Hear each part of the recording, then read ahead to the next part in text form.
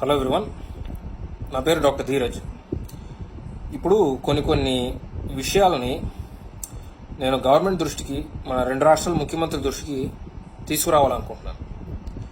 అదేంటంటే, ఇప్పుడు last few weeks నుంచి జరుగుతున్న లాక్డౌన్ వల్ల ఫోకస్ అంతా కోవిడ్ మీద, కోవిడ్ పాజిటివ్ ఆర్ నెగిటివ్ మీదకి షిఫ్ట్ అయిపోయింది.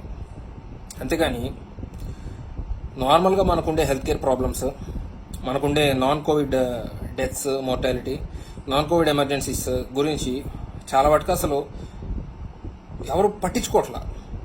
వాటి మీద ఫోకస్ అయిపోయింది. అది చాలా ప్రమాదకరం. ఎందుకంటే కరోనా వైరస్ వల్ల ఇప్పుడు దాకా మన దేశంలో ఒక 1000 మంది దాకా చనిపోయారు. సీరియస్ విషయం కాదంటలేదు. కాకపోతే మన దేశంలో ప్రతి నిమిషానికి 4 మామూలు పరిస్థితుల్లో, మామూలు రోజుల్లోనే హార్ట్ అటాక్ వల్ల చనిపోతారు. అంటే ఒక నెల రోజుల్లో కరోనా వల్ల మన దేశంలో ఎంతమంది చనిపోయారు? అందుకంటే ఎంతో ఎక్కువ మంది మామూలుగా ప్రతిరోజు హార్ట్ అటాక్స్ వచ్చి చనిపోతారు. అలాంటిది ఇప్పుడు ఈరోజు మన రాష్ట్రంలో గుంటూరులో తీసుకుందాం, లేదా విజయవాడలో తీసుకుందాం, హార్ట్ అటాక్ వస్తే ఈ లాక్డౌన్ వల్ల ఇమీడియట్గా అతని అంబులెన్స్ రావట్లా. వచ్చిన అతన్ని ప్రాపర్ హెల్త్ కేర్ ఫెసిలిటీకి తీసుకెళ్ళడానికి ఇబ్బంది ఉంది. అతన్ని హాస్పిటల్కి తీసుకెళ్ళిన తర్వాత అతను కార్డియాలజీ డిపార్ట్మెంట్ వాళ్ళు అడ్మిట్ చేసుకోవాలంటే ముందు కోవిడ్ పాజిటివ్ నెగిటివ్ వాడు రిపోర్ట్ అడుగుతున్నారు. ఆ మధ్యలో జనరల్ మెడిసిన్ డిపార్ట్మెంట్లో అడ్మిట్ చేసుకోవాలంటే వాళ్ళదే అడిగే పరిస్థితి. ఆ కోవిడ్ పాజిటివ్ నెగిటివ్ ఇప్పుడు ఆర్టీపీసీఆర్ టెస్ట్ చేస్తే 6 నుంచి 8 గంటల తర్వాత రిపోర్ట్ వస్తుంది. ఒక హార్ట్ పేషెంట్ని ఒక 8 గంటలు ఇటు అటు విజయవాడ గవర్నమెంట్ హాస్పిటల్ కానీ, గుంటూరు జనరల్ హాస్పిటల్ కానీ, వైజాగ్లో కానీ, ఎక్కడైనా మన 2 రాష్ట్రాల్లో కానీ, దేశంలో కానీ ఏ హాస్పిటల్లో అయినా అటు ఇటు తిప్పే పరిస్థితి ఈరోజు ఉందంటే అది చాలా బాధాకరమైన విషయం. అండ్ పేషెంట్ ఏమవుతుంది, అల్టిమేట్గా డెత్ అయిపోతుంది. బికాస్ హార్ట్ అటాక్ వస్తే గోల్డెన్ విండో అరగంట లోపు హాస్పిటల్ తీసుకొస్తే సేవ్ చేయడం చాలా ఈజీ. అదే అరగంట కాదు, 6-7 గంటలు అటు ఇటు స్ట్రెచర్ మీద తిప్పుతుంటే they're going to die. దీనికి నేను ప్రభుత్వాన్ని బ్లేమ్ చేయట్లేదు, డాక్టర్స్ని బ్లేమ్ చేయట్లేదు, ఎవరిని బ్లేమ్ చేయట్లేదు. ఎందుకంటే యాజ్ అ డాక్టర్గా ఇప్పుడు ఇక్కడ పనిచేస్తున్నందుకు నా ఫ్రెండ్స్, ఈ ప్రాబ్లం నా దృష్టికి తీసుకొచ్చింది నా ఫ్రెండ్స్. అండ్ వాళ్ళు బాధపడుతున్నారు. ఎందుకంటే వాళ్ళు ట్రీట్ చేయలేకపోతున్నారు పేషెంట్ని. వాళ్ళ దగ్గరికి హార్ట్ అటాక్తో వచ్చిన పేషెంట్ని వాళ్ళు ట్రీట్ చేయలేని పరిస్థితిలో ఉన్నారు. ఎందుకంటే వాళ్ళకి ఏం చేయాలో అర్థం కావట్లేదు, రూల్స్, రెగ్యులేషన్స్, పాలసీస్ బట్టి. అండ్ మన దేశమే కాదు, ఇప్పుడు సో నేను యుఎస్ఎంఎల్ఏ చేసిన ఒక ఇంటర్నేషనల్ మెడికల్ గ్రాడ్ లాగా నాకు ప్రపంచవ్యాప్తంగా ప్రతి దేశంలో డాక్టర్స్లో సర్కిల్ ఉంది. సో నేను నా ఫ్రెండ్స్ని అసలు ఏం జరుగుతుందిరా బయట ప్రపంచంలో నేను ఫోన్ చేసి అడుగుతుంటే టర్కీలో నా ఫ్రెండ్స్ ఇదే చెప్తున్నారు, ఈజిప్ట్లో ఇదే చెప్తున్నారు, వెనిజువేలాలో ఇదే చెప్తున్నారు, ఇటలీలో ఇదే చెప్తున్నారు, స్పెయిన్లో ఇదే చెప్తున్నారు, ఫ్రాన్స్లో ఇదే చెప్తున్నారు, యూకేలో, ఇప్పుడు స్కాట్లాండ్లో ఇట్లానే ఉంది, ఇంగ్లాండ్లో, ఇప్పుడు న్యూయార్క్లో ఘోరంగా ఉంది, కెనడా, ఆస్ట్రేలియా, న్యూజిలాండ్. ఇప్పుడు నా సోషల్ సర్కిల్లో ప్రపంచంలో ప్రతి దేశంలో నాకున్న ఫ్రెండ్స్ అందరూ కూడా ఇలానే ఉంది పరిస్థితి అంటున్నారు. It's horrible. అక్కడ హెల్త్ కేర్ సిస్టమ్ ఈ స్వాంప్డ్.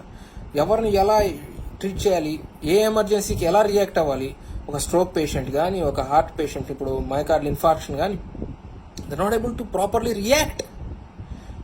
అసలు ఇంత విపరీతమైన ఓవర్ వర్క్. ఇప్పుడు వాళ్ళ ప్రాణాలు పనంగా పెట్టి పీపీఈ లేకుండా ఒకవైపున పనిచేస్తున్నారు, ఇంకొక వైపున ప్రాణాలు పోతా వస్తున్న ఎమర్జెన్సీస్ని ప్రాపర్గా ట్రీట్ చేయలేకపోతున్నారు.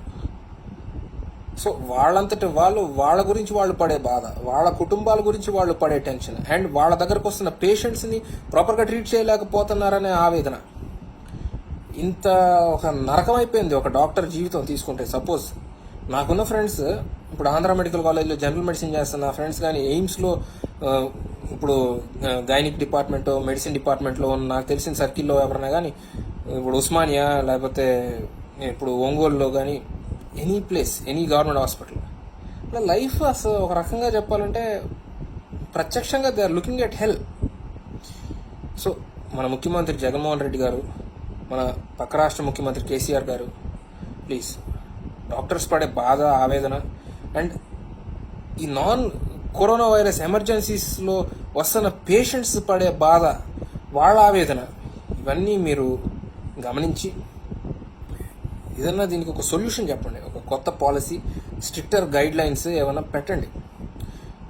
లేకపోతే కరోనా వల్ల ఎంతమంది చనిపోతారో నాకు తెలియదు, కానీ కరోనా కాకుండా వేరే జబ్బులు, నార్మల్ జబ్బులు, మామూలు జబ్బుల వల్ల విపరీతంగా 10 మోర్టాలిటీ పెరిగిపోతుంది.